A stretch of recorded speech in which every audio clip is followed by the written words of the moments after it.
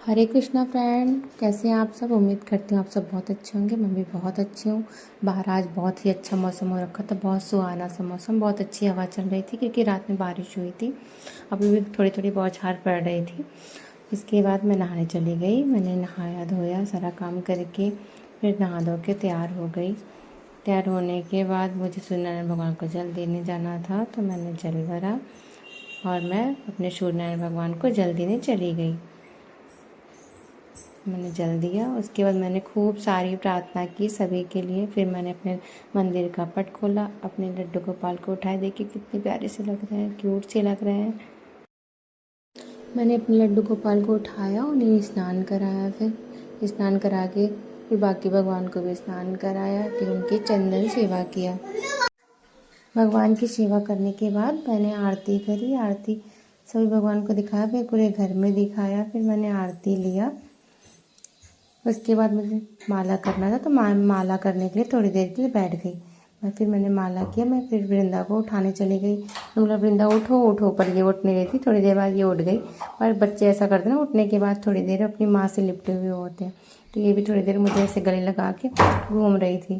फिर मैंने इसको बैठा दिया। मैंने कहा तुम थोड़ी देर बैठो, बाहर मौसम के मज़े लो। मौसम बहुत अच्छा हो रखा था, तो ये बाहर बहुत अच्छी ठंडी ठंडी हवा चल रही थी, उसको एंजॉय कर रही थी। मैं भी इसके साथ में ही बैठ गई। फिर हम दोनों माँ बेटी ने एंजॉय किया।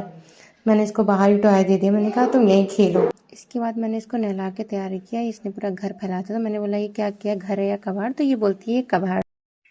फिर ये अपने पापा के साथ खेलने चली गई थोड़ी देर के लिए। मैंने पतिदेव से पूछा क्या बनाऊँ। फिर उन्होंने बोला इडली सांभर चटनी बना दो, तो मैंने चटनी बना के तैयार कर दी। इसके बाद मैंने सांभर ही बना लिया। ये मेरी चटनी बन गई। फिर मैंने सांभर बना के तैयार कर लिया।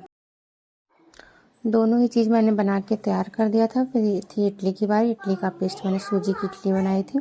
इडली भी थोड़ी देर में बन के तैयार हो गई। फिर भगवान को भोग लगाया। फिर मैं इसको घुमाने के लिए लेके गई शाम को। फिर ये बोली मम्मा मुझे रोही दीदी के साथ घूमना है, तो ये रोही दीदी के साथ अपने घूम के आई। इसने अपनी रोही दीदी के साथ साइकिल से खूब घूमा, एंजॉय किया। फिर बच्चों ने झाड़ियों में बॉल डाल दिया था, वही ढूंढने में लग गए सारे बच्चे। बॉल मिल गया कि थोड़ी देर खेली और शाम तक। फिर मैंने इसको बोला चलो वृंदा घर चलते हैं। हम आके घर पे नहाए धोए तैयार हुए। फिर शाम की आरती का टाइम हो गया था। फिर माँ बेटी ने मिलकर शाम की आरती किया। उसमें वृंदा थोड़ी देर के लिए गुस्सा भी हो गई थी, रो रही थी, साइड में चली गई। तो मैंने जब आरती कर लिया फिर मैं उसको मनाने के लिए गई। मना के ले आई। फिर इसने भी पूजा करी। इसने बोला जो मम्मा आप कर रहे हो वो मुझे भी करना है। इसने भी थाली में जल डाला। इसके बाद इसने आरती लिया, भगवान को प्रणाम किया।